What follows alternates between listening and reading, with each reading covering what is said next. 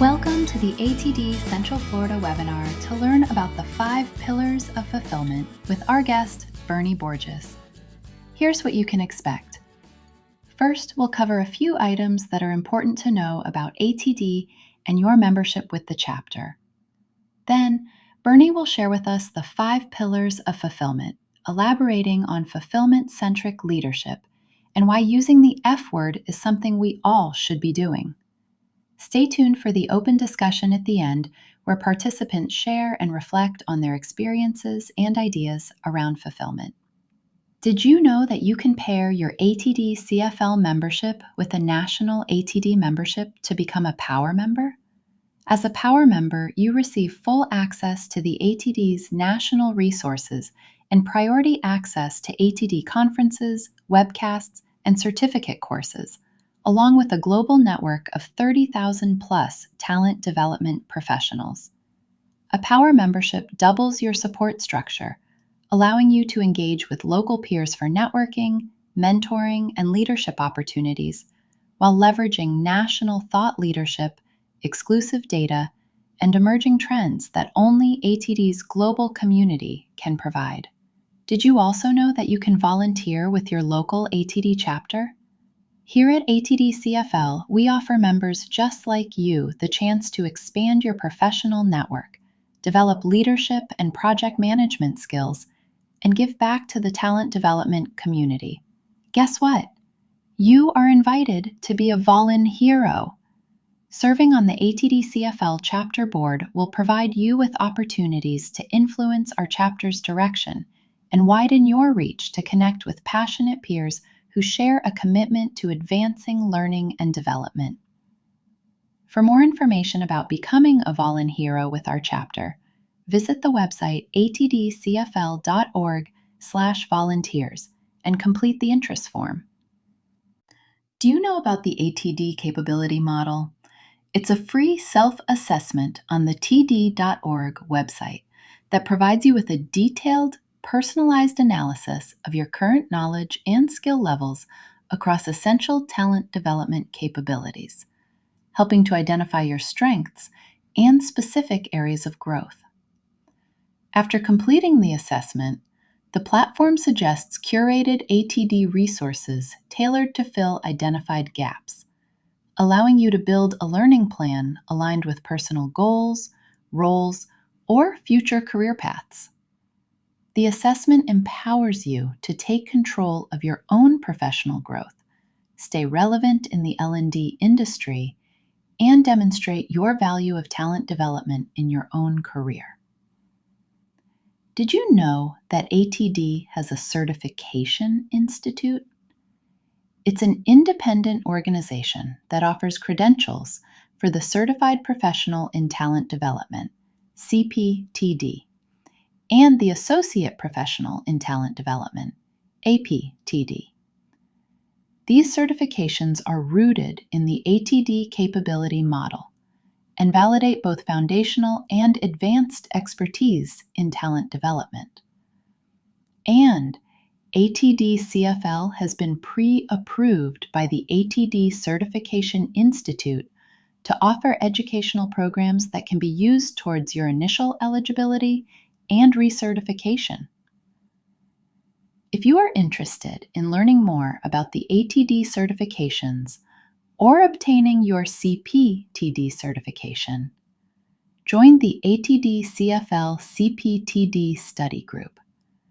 Check out the events calendar on the atdcfl.org website to register for our next meetup. Finally, what we have been waiting for. Are you ready to rethink leadership through the lens of fulfillment? In this session, Bernie Borges takes us on a journey beyond happiness into the power of achievement, purpose, and the 5 pillars of fulfillment that can transform how we lead and engage our teams. Hey everyone, welcome. We have Bernie Borges here, and Bernie has a really powerful session lined up for you. It's something we don't always talk about a whole lot, and that is leadership fulfillment. Just to tell you a little bit about Bernie, he is a leadership coach. He's a keynote speaker. He's the host of the Midlife Fulfilled podcast, which I was on that one. Oh, help me out, Bernie. Oh, Wait. you shared your whole backstory on some of your childhood and Yes. then your skating career. And Kind of talked about things that were personal a little bit to me. And yeah, it made me break out and realize that I did have some fulfillment in my life already and what that means. So thank you, Bernie, for that. But yeah, Bernie brings decades of experience. He has marketing in his background, and really, he's a communication superpower for leadership development. Get ready to rethink what leadership looks like, and he's going to give us some strategies that we can walk away with and implement right away. Thank you, Bernie, for being here, and everybody join me in welcoming Bernie. Yeah. Thank you, Joni. Thank you so much for the introduction. Thank you for the opportunity to join you and your chapter members here at ATD Central Florida. And as you said in the introduction, really my focus is not just leadership, but specifically around the theme of fulfillment. So if you can see my screen, my little title slide here shows Fulfillment-Centric Leadership by yours truly, Bernie Borges. And in the upper right-hand corner throughout the slide deck, you'll see the logo of my new company, Fulfilled at Work Academy. And Joni and everybody, I want to begin with a topic that might surprise you just a little bit. I want to talk about love. Yeah, that's right. I want to talk about love. And the reason I want to talk about love, because I know you're wondering, like, what's up with that, Bernie? Here's the thing. Love is the most powerful emotion in our humanity. I mean, nobody's going to argue with that, right? Love is the most powerful emotion in our humanity. Love is secular. Love is communal. Love is familial, meaning family. It's all of that. But where we don't have love from the standpoint of really harnessing the most powerful emotion in our humanity, where we don't have love, is in business, in organizations. There isn't a dashboard that measures love. There isn't a spreadsheet that calculates the return on investment on love. There isn't a board meeting where an agenda topic is, let's do a status report on love. So the reason I'm starting here is because we, as a society of organizations, both profit and nonprofit, we're not harnessing the most powerful emotion in our humanity. And so this is why I have gone all in on harnessing the second most powerful emotion in our humanity, and that is fulfillment.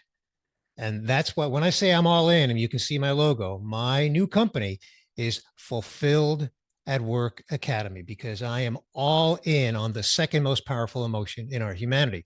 Here's what I want to cover with you all today.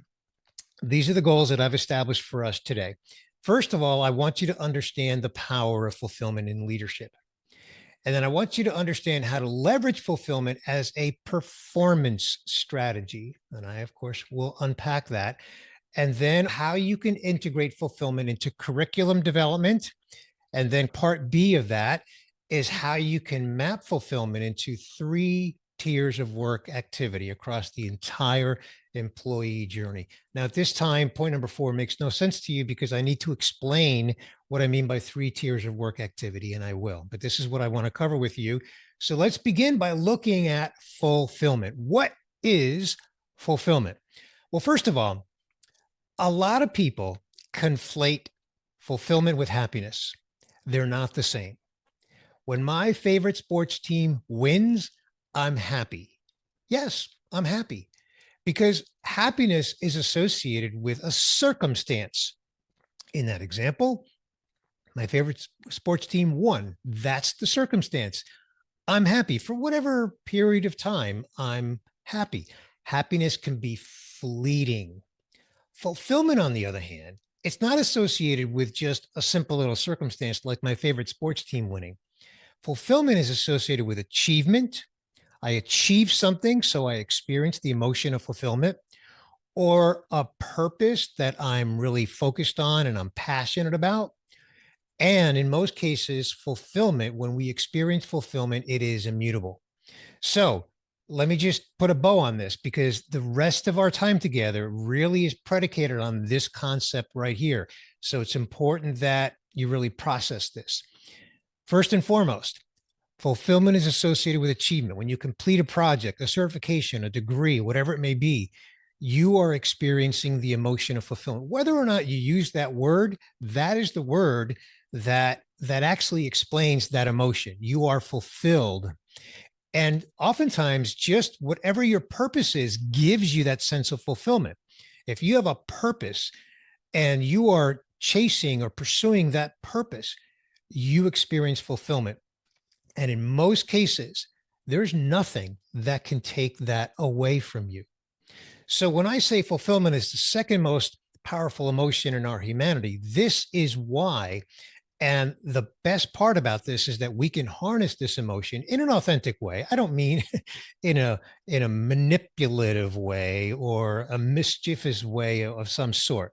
I mean, authentically, we can harness this power of fulfillment in business and in curriculum development for you all as learning and development professionals. Now, let me share some reasons why things need to change. You're all familiar with the statistic from Gallup: 79% of the global workforce is disengaged.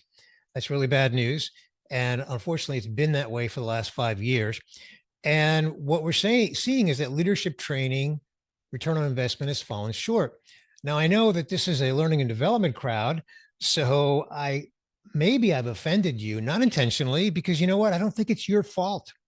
You know where I point the finger, and that's senior leadership in an organization. And if senior leadership is not acknowledging that the workplace is disengaged and then not prioritizing leadership training to address that, well, that's not on you as learning and development professionals. And so we've got to look at fulfillment as a performance strategy. And we've got to understand that fulfillment is measurable. And I'm going to show you that. So again, 79% of the global workforce is disengaged. And additionally, 86% of organizations look at leadership development as something that is urgent, but only 13% are doing it well. Houston, we have a problem here. It's well documented. Now, in the US, the news is not quite as bad. This is inverted here. Instead of disengaged, this is showing engagement.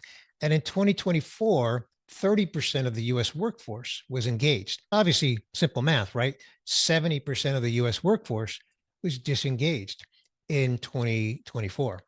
So while that's better than 79%, which is the global number, 70% is still a very high percentage.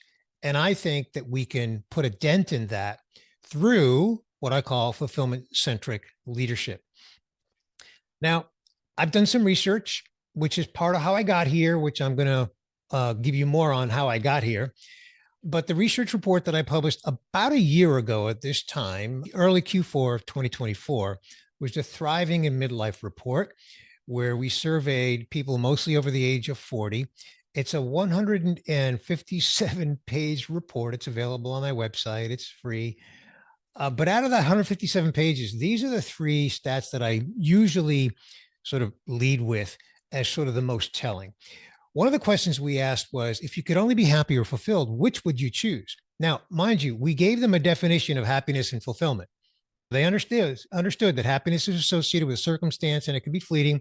Fulfillment is associated with achievement and or purpose. And in most cases, it's immutable. And 79% said that they would choose fulfillment if they could only have one or the other, fulfillment or happiness. 79% chose fulfillment. We also asked, are you satisfied in your career? And 75% said yes. And then we asked, are you fulfilled in your career? And 61% said yes. So these are some key findings from the Thriving in Midlife report.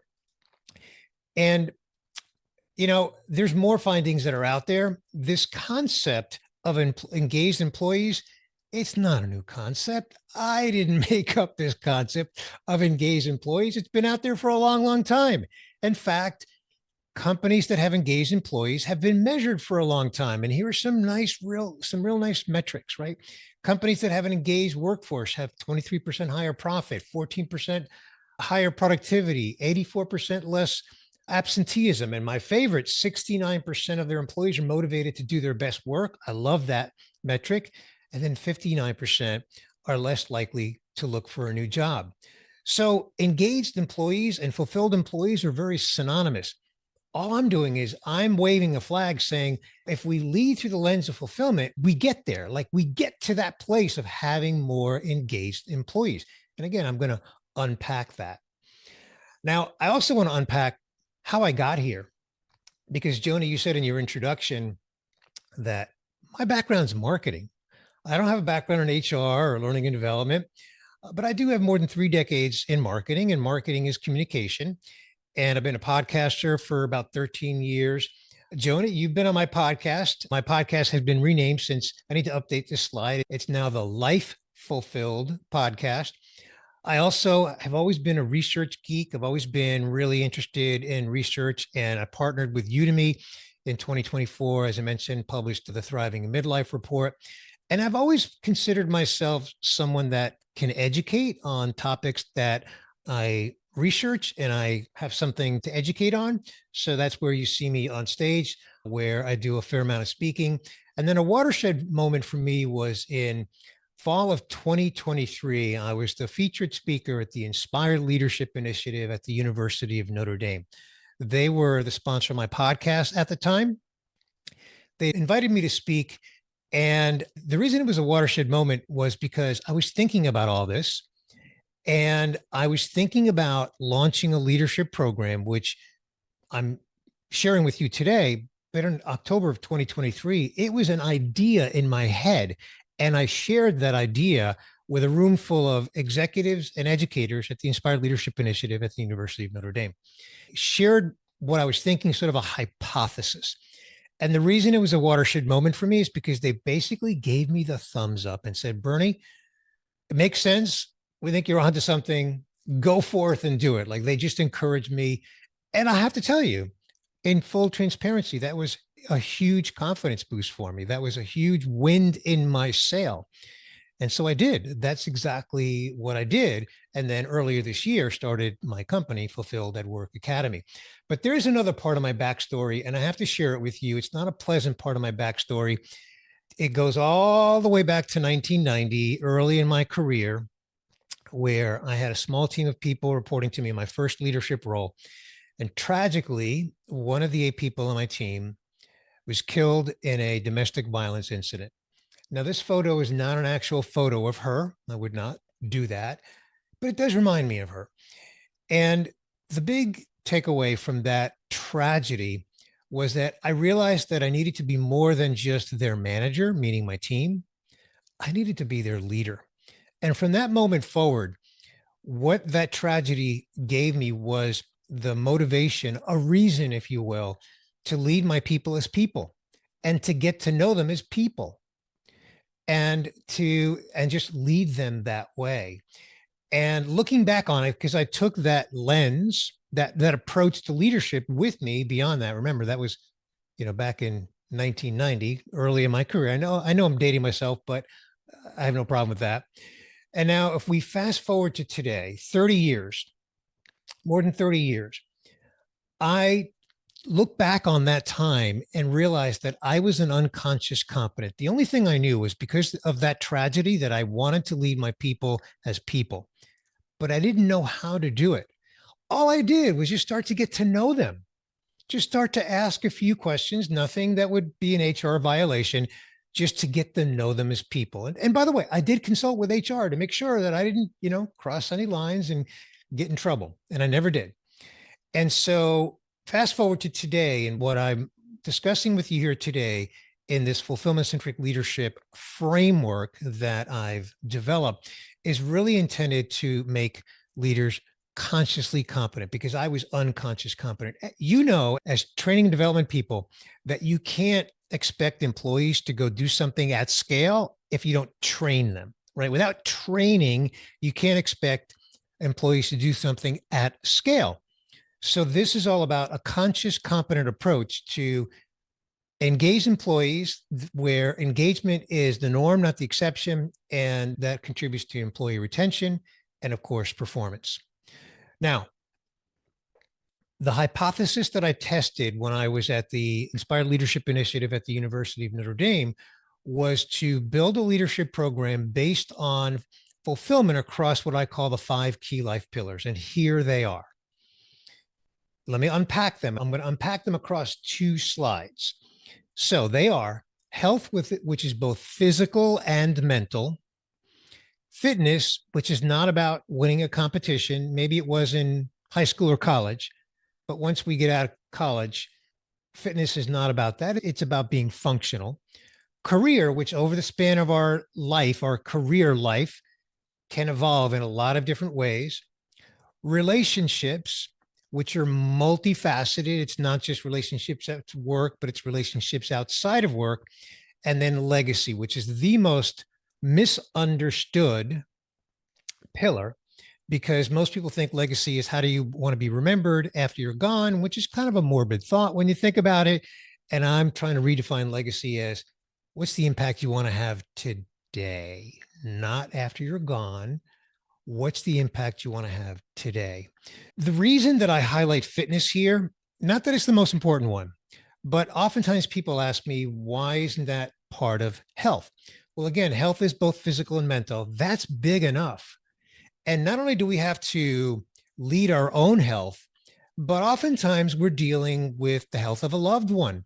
And so just in the grand scheme of doing life, we have to manage our own health. And sometimes we have to either manage or be involved with the health of a loved one. And that just impacts who we are and how we show up at work. The same thing is true of fitness. Fitness is about being functional, and it contributes to things like self-esteem and confidence and mental performance. That's why I highlight it. I'm not suggesting it's the most important one, but I'm often asked, why it's there outside of health, and that's why. And then career, as we advance through our career or evolve through our career just over the years, oftentimes our values might change and our perspective might change, our interests might change, and consequently that impacts our approach to career.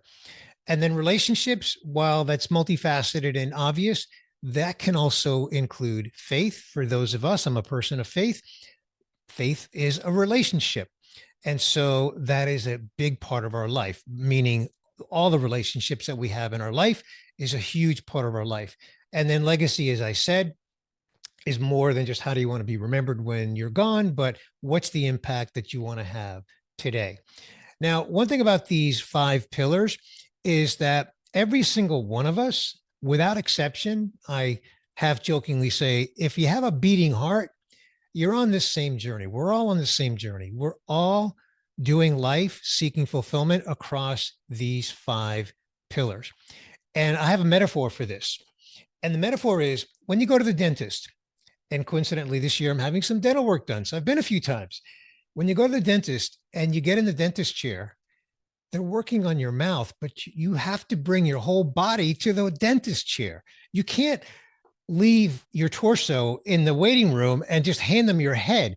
I know that sounds silly, but the metaphor is when we show up for work, our entire humanity is showing up. Like we have to bring our whole body to the dentist chair. So that's the purpose of that metaphor, as silly as it might sound. Every single one of us is on this journey. And when we show up for work, all aspects of our life are there. I'm not suggesting that we're acting on all of them all day long, because we're not. We're doing work. But our entire personhood is there. So, Joni, if we could do our first poll here, which is about the 5 life pillars, if we could launch that poll, that would be awesome. And I'll tell you if I see it. I should see it on my side. There it is. Do you currently measure fulfillment in any curriculum that you're developing? So either yes, formally, yes, informally, not yet, but you measure engagement and sentiment, and not yet, and we're not sure how. So yeah, the untitled question, you could disregard that. So go ahead and and these answers are anonymous, by the way. So just go ahead and submit that. And then you can close the poll, Joni. Thank you for that. All right. So when I was going through, actually, I'm going to back up here. When I was developing this, it was a thought process in my head. Again, it was after my experience at Inspiring Leadership Initiative at Notre Dame. I got the wind in my sail. I got the vote of confidence. And I just continued to sort of put this down on paper. And I got to a point after I looked at these 5 pillars and I said, okay, Bernie, how are you? In other words, in first person, I asked myself, how am I fulfilled in each of these 5 pillars? I said, I've got to ask myself that question. I have to assess my own fulfillment. And then I need to suggest that leaders do the same. That if we're going to ask leaders to lead a team of people through a conscious, competent lens of fulfillment, they have to begin with their own self-assessment. So I did that. I asked myself, how fulfilled am I in each of these pillars? But then I realized, and it wasn't in the same day, by the way, this was over the span of a little bit of time. I realized that I needed to ask myself another question. And the other question that I then asked myself is, what are my values? What are my current values? And how aligned are my values with my fulfillment across these pillars? So I did that exercise. And I'm going to tell you that I did that exercise with pen and paper. And I mean that literally. Pen and paper. I asked myself, what are my values and how aligned are my values with fulfillment in these 5 pillars? Then I took that exercise and I documented it basically. I documented it and put it into a PDF that has 5 components. And I'm going to show it to you. And Joni, just like your podcast episode was personal, this is personal. This is my values and fulfillment alignment exercise. So I asked myself, how fulfilled am I? I rated myself on a scale of 1 to 5. How fulfilled am I across each of the 5 pillars? You can see I only rated myself 5 in one of the 5 pillars. I rated 4 in 2 of the pillars and 3 in 2 of the pillars. And then I made some notes. And then I said, okay, what's a small step that I can take? I want to leverage my marketing experience in a more fulfilling way, because I realized that all my marketing was to help other brands sell their products. And I was no longer fulfilled with that. And then I asked, what are my core values? And I'm not suggesting this is an exhaustive list of values. These are just a list of values that I documented. And then I checked the ones that are the most important to me. And then I documented here, okay, these are the values that are most important to me. And then I assessed each one of them. And for each one, I rated them from 1 to 5, 1 low, 5 high. And then I unpacked that even further and I reflected on these values and I documented it. And then I reflected again, even deeper. And I said, okay, what action can I take for each one of these values? And what change can I commit to? So this is the exercise that I went through. And then when I developed the 5 pillars, and I asked myself, what are my values? And I went through that exercise. Then I documented that and I put it into what is now available in a PDF that I call the Values and Fulfillment Alignment Guide. And in the context of me delivering this as a trainer, that is part of the actual training program. This is actually the method right here in one slide. This is my fulfillment-centric leadership method. And I'm going to unpack this for you. And I want to encourage you to think about this through your lens as a learning and development professional. So there's 3 lanes here. I call them lanes. They're not phases. You don't do foundation and then implementation and then impact. They can be iterative, although foundation sort of does imply that you need to start there. So you can see the first 2 are self-awareness and value alignment. That's the exercise that I just walked you through, where I went through that self-awareness of how fulfilled am I in each of the 5 pillars. And then I looked at my values and I rated them and I assessed how aligned am I or misaligned. Where am I misaligned between my values and my fulfillment in each of the 5 pillars? Then from a leadership standpoint, doing this from a surveying standpoint with your employees is foundational. I'm going to show you an approach to do that on the very next slide. I call that Fulfilled at Work Assessment, where you can survey employees on how to literally measure their fulfillment at work. And then introducing the concept of legacy early on so people can understand that legacy is about the impact that they can have today. Implementation, these four components overlap with each other quite a bit. And I often say when I'm doing this with a client that it's not about doing this one and then this one and then this one. No, it's about let's identify a specific approach that we're going to take that highlights one or two of these and then do it uniquely within a team environment. I'll give you a couple of examples. These are just examples, not suggesting that they're the end all be all. Leading with authenticity and prioritizing wellness, I can kind of combine the two of them in the following example. I'm a leader.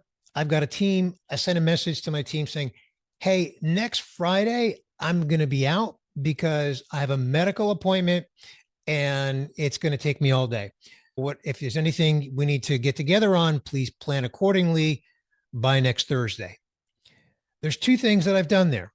Number one, I have authentically communicated that I've got a wellness issue, a medical issue. I gave no detail, zero detail. I just said, I've got a medical thing that I'm doing next Friday and I'm going to be out all day.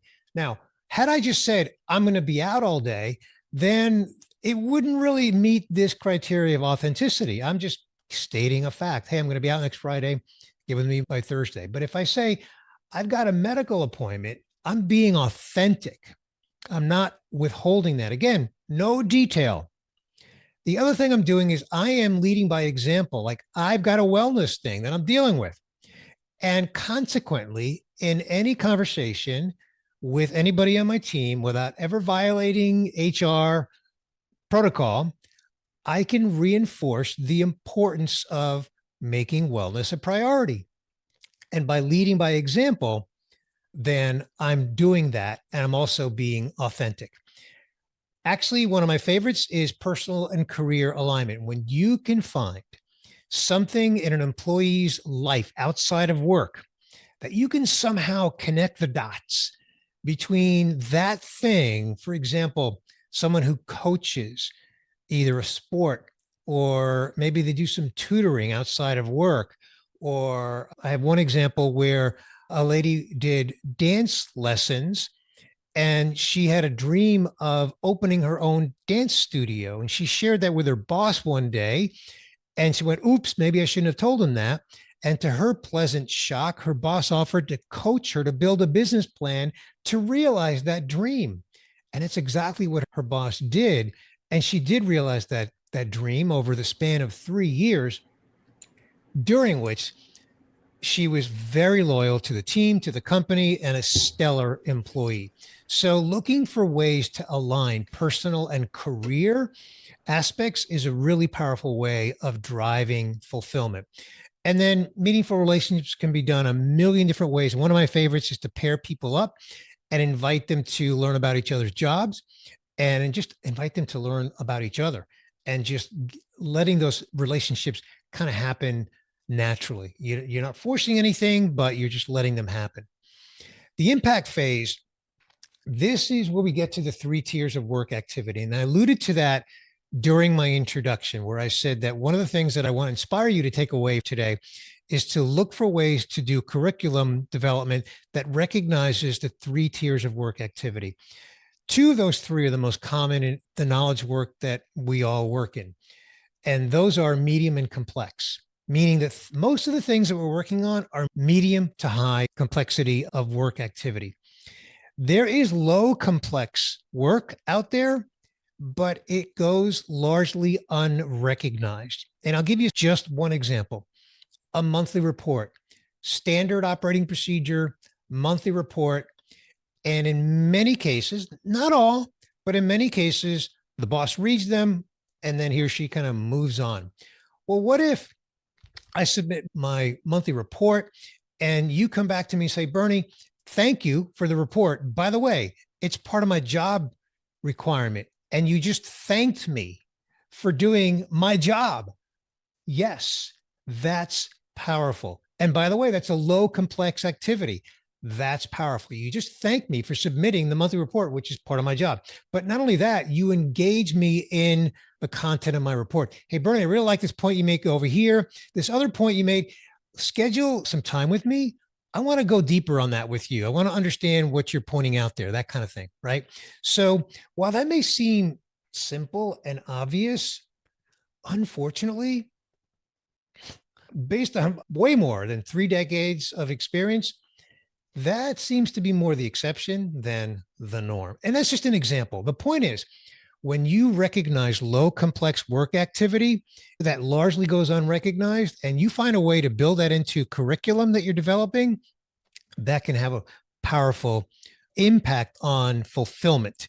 And that's why it's a big part of my fulfillment-centric leadership framework.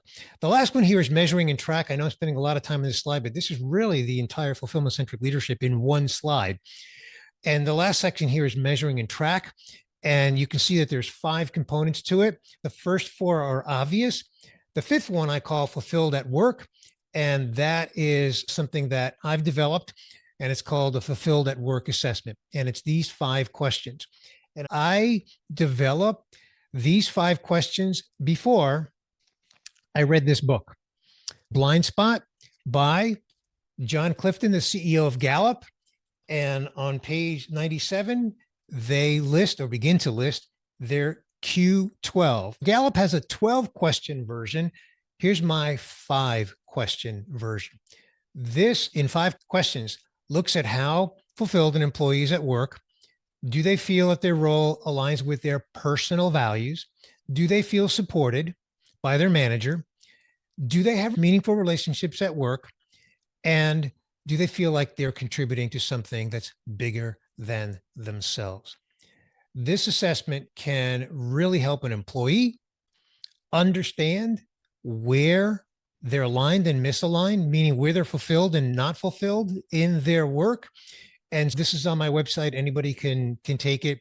And then obviously something that an organization can do internally, and do it by leader so that you can measure fulfillment by people under each leader, and gives you a really quick read and barometer. By the way, there's a point here that I meant to make earlier, and I'm going to make it now. And that is that this fulfillment-centric leadership approach that I'm describing, I mentioned earlier that it's about engagement, and engagement improves retention. And unfortunately, turnover is the thing that gets measured often, and turnover is a lagging indicator. And I'm going to come back to that right here, because this that I'm showing you here is a template to calculate return on investment in fulfillment-centric leadership. So again, template meaning in this example, this templated or hypothetical example, 1,000 employees, average salary 75,000, and the cost of turnover, we're assigning a 1.5x cost, which a lot of times I've seen this calculated at 2x, but conservatively in this template, it's 1.5x. It's simple math. The cost of turnover is 112.5 per employee. So if a company has turnover of 10% and we can reduce it from 10% to 8%, it's math. The savings is $2.25 million. Simple math. Now, there's another element to this that I introduce here, and I call it the Employee Engagement Fund. And in the Employee Engagement Fund, I suggest in this template, you can use whatever number you want, a $500 per employee investment.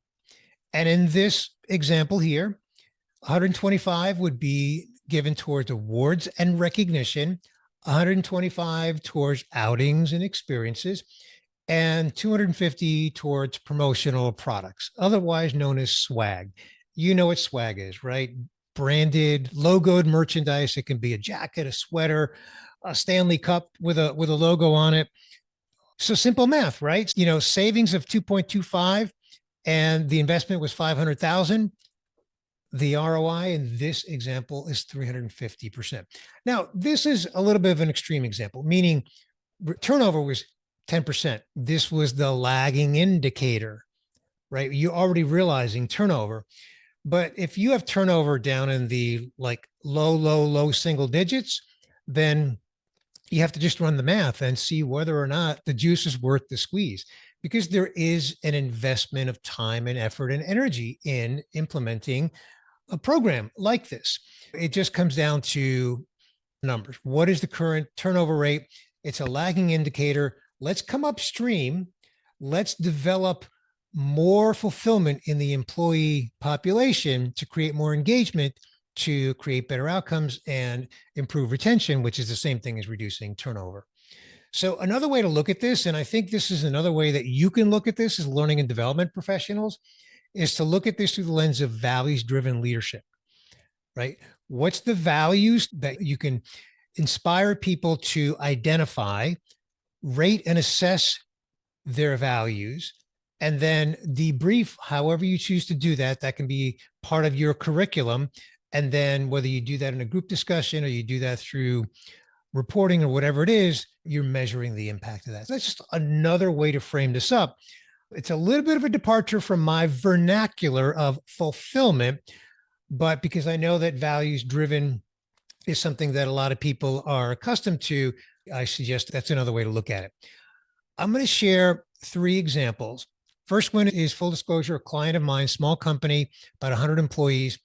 And none of these companies, these 3 companies, use the F word. And of course, I do mean fulfillment. Okay. They use other terminology that means the same thing. In their case, they have respect as their biggest value. And they also refer to their employees as memory makers. Market Basket is a fascinating case study. They are a grocery store chain. They're up in Massachusetts, so Central Florida, anywhere in Florida, by the way. We don't have them anywhere. By the way, I'm in the Tampa Bay area, so I'm just down the road from you. And we don't have Market Basket in Florida.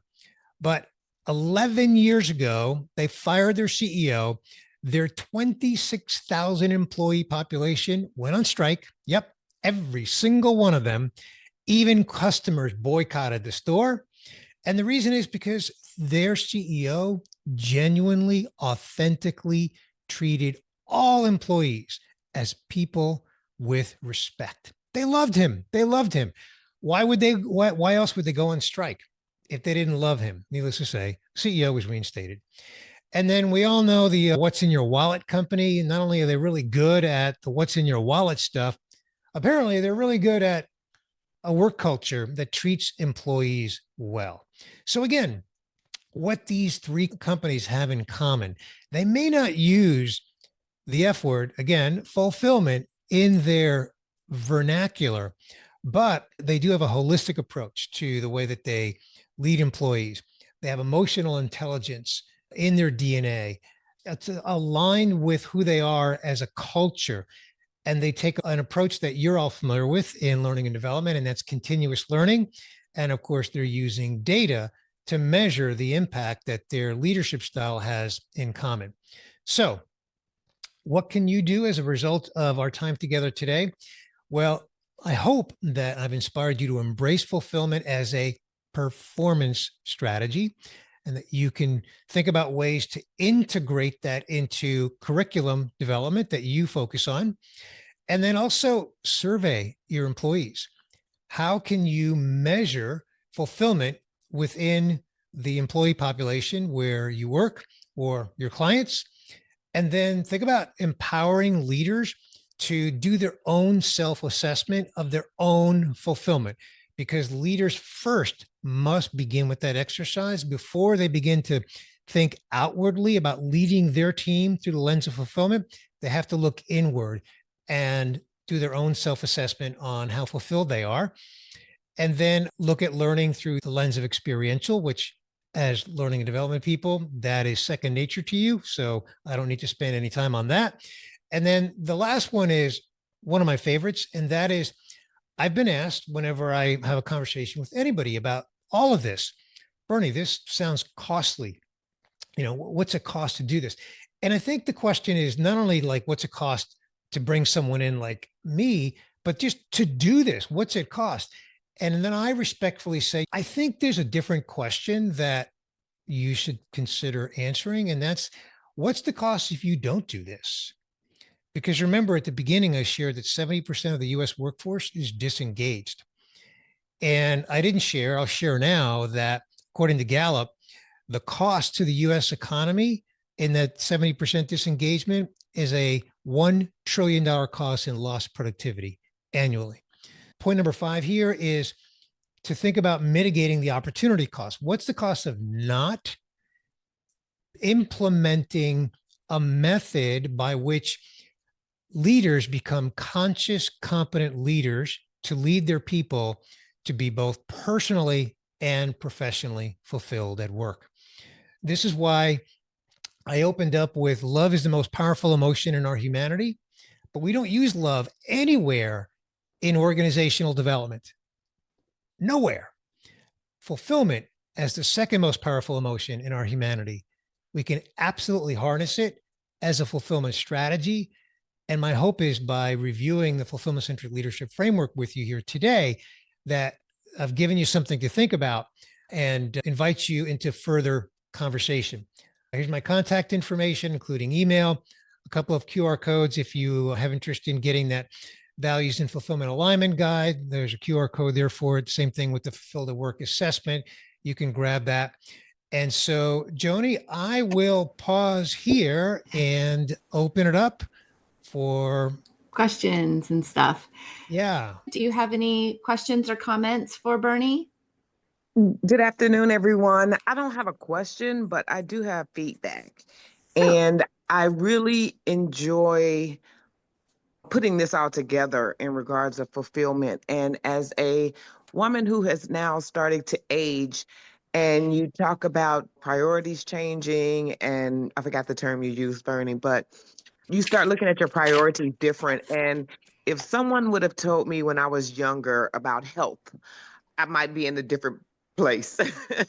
Aw.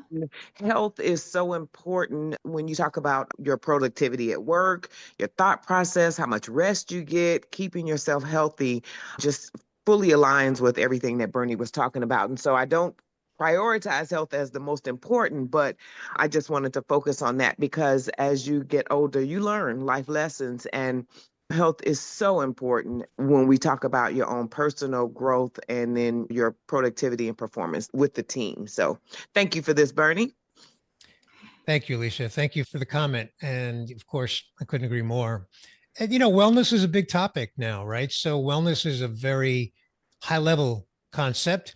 And I think a part of wellness is health. So yeah. Thank you. Yeah, no, this has been really great. It's reminded me of some lessons I've learned along the way too, like that definitely finding that balance. I heard someone say recently that live your life like a diversified portfolio. So a little bit of wellness and work, and that it's okay to sometimes when you have to change those percentages up a little bit when there's more stressful in one area than the other. And I love that. I loved your example, Bernie, of like being honest and authentic doesn't mean you have to overshare. And so I really appreciate that too. And sometimes I've always found that when the leader leads with vulnerability and openness, it allows for others to feel the same way and do the same way. So yes, so I love that too. And it also reminded me of, I listened to Levy Ajay too, and she had Shonda Brown Duckett of like, I rent my title, but I own my character. And that my job is the platform, is the mechanism through which I fulfill my life's purpose. So I love that you have your values in there. And yeah, like jobs come and go, roles and titles change. But if you're living with your values, I love what you're saying, Bernie. You're absolutely right. If you're living with your values and you're looking at the bigger picture, then it helps to kind of balance all of that, especially in a world where burnout is real. And, more and more people are taking mental health FMLA for the first time in like a long time, and for some people ever. And I just came from a team where half the team was on antidepressants. Never experienced that before in my life. in my career. And this is what you're saying here is just so crucial. Yeah, it just reinforces that for me. So thank you so much. Like, yeah, I'm not the crazy one. Well, thank you, Elizabeth. I don't know if you caught something I said because I kind of glossed over it. My background's marketing, and I got to a point in my career where I was no longer fulfilled doing marketing for companies to just sell their product. Like that wasn't fulfilling me. Mm-mm. And so when this concept came together, which did not happen overnight, I've given you some of the backstory, I realized I can use my marketing experience to market this. And I have no shame in that. I can use my marketing experience to take this out to the world because now I can have an impact. I'm marketing something that's not just a product for the sake of getting a paycheck. This is something that can have an impact. Leading through fulfillment can impact people. So that's where my values come together, right? And that's where this concept of, as we evolve through our career and sometimes our values change. For many years, I was way okay getting a paycheck to market other people's products. I was totally okay with that. But then one day, at a certain point in my life, I was no longer okay with that. I was no longer fulfilled by that. Right. So I do have a question here. So I love that you're talking values-based. Sometimes it's hard for people to articulate and put a word to their value, or they'll mistake values for other things. Like people sometimes have a hard time labeling their feelings as well. So do you have like a resource of like, here's a list of things that are actually values, or here's how you determine if something is a value or is not a value? In the guide, now the version I showed you here is literally what I filled out.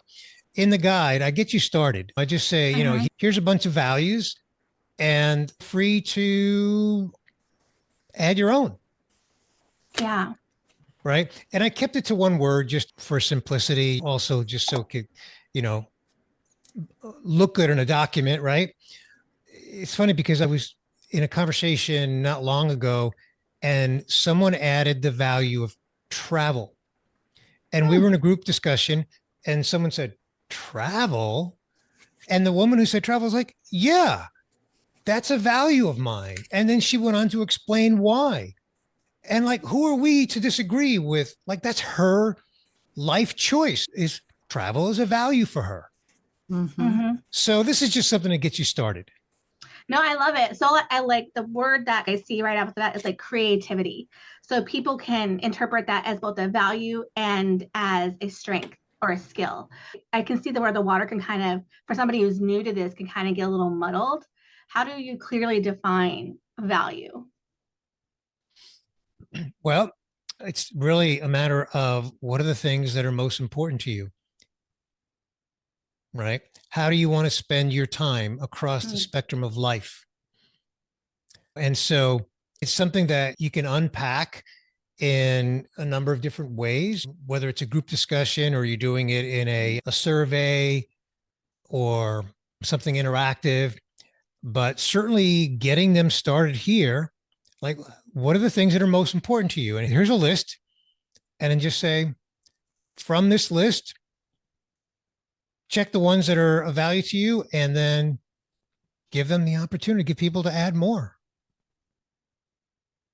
That's good. I think that's certainly helpful, starting with that common definition, that shared definition. I was just thinking, just adding to that, when you talk about your values, I travel 99% of the time, but I'm always looking for opportunities. So I do apply for jobs and I always go back and forth and I stay in prayer about this because I'm going, okay, do I really want that job where I'd have to be at home and just go to work and come back every day and then figure out what I'm gonna do at night and get, or do I really want to travel and continue on the road that I am?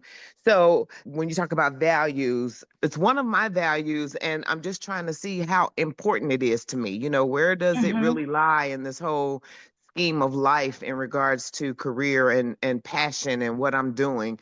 But I've come to realize that I enjoy the travel with the meeting new people. But sometimes you want this, well, I won't say sometimes, because we all want the stability of knowing that you have this job that you go to every day and benefits versus being a consultant, being out there on your own. So that's part of what I think, Bernie, when you talk about the definition of values, what's really important, what's going to fulfill you Yep. day in and day out. Yep. Exactly. Yeah. Yeah. Do you know something else we can do with this chart of core values here? When a leader does use this with their employees and the people that they're supporting, it does help to open up some conversation, just like we've had here. So it's a way, Bernie, you mentioned about getting people together and having them just chat and talk about what they have in common to build that, let's call it, I don't want to say just networking, because that's kind of what we do in our own space. But when you're working with your colleagues and you're working with a group of people and you have these common interests or common values, it helps you feel more included. It makes you feel that you're valued, right, in this organization, and you have a purpose and you have people there that also are like-minded and support you, and you can support them back. So I think it's a really good way to open up some conversation within a group as well. And when you do that, that redefines the culture, because people feel safe again. They feel like they can share. They feel like what they're doing is important and other people also support it. Exactly. And opening up conversations also, the other benefit to that is that it can be an environment where organically people can build relationships. And one of the reasons that retention is high in a company versus turnover is high is when people have friends in the workplace, relationships in the workplace. Right. When people don't have friends, they have no relationships, they just go to work, they do their work, they may interact with people, but there's no meaningful connection there. That environment, those people are much more likely to leave for a 5% raise because they have no reason to stay. No reason to stay. But when leadership creates an environment, a culture, where, as you said, it's not only safe, but it's encouraged to get to know each other, then employees engage more and they retain at a higher level. And by the way, like one of the data points that I shared, they're going to give you their best work. Yeah. In the podcast series 3 is all about leadership and L&D. And one of the key themes that everybody is bringing up over and over is people-centered leadership. Not just getting to know who you're supporting, but letting those that you are supporting also get to know each other, because we all want to have, if you think about it, that workplace bestie, someone that you can confide in, someone that makes you feel good about coming to work. Maybe it's a group of people, but just like you said, when you feel that you belong, you're going to stay. Exactly. And really just the long and short of all of this behind my fulfillment-centric leadership method is just to put a label to it that can drive what I keep referring to as conscious competence, because you can't expect people to go do something without giving them some kind of a framework, which includes training, right? I mean, you all know that, right? Training them with some kind of a specific structured framework that can develop conscious competence, and it can be done at scale. Thank you, Bernie, so much for sharing all of this with us. Bernie's information not only is in the presentation, but it will be with the notes that go out afterwards. And you'll be able to find all of the notes and the webinar on the YouTube channel. So thank you again, Bernie. Appreciate your time and all of your knowledge. Thank you so much, Joni. Thank you, everyone, for attending today, and look forward to staying in touch. Thank you for joining us for this powerful conversation with Bernie Borges on fulfillment-centric leadership. We explored how fulfillment, rooted in achievement, purpose, and the 5 pillars of health, fitness, career, relationships, and legacy, can transform both leadership and workplace engagement. To continue the conversation, connect with Bernie on LinkedIn. And until next time, keep leading with purpose and keeping fulfillment at the center of your journey.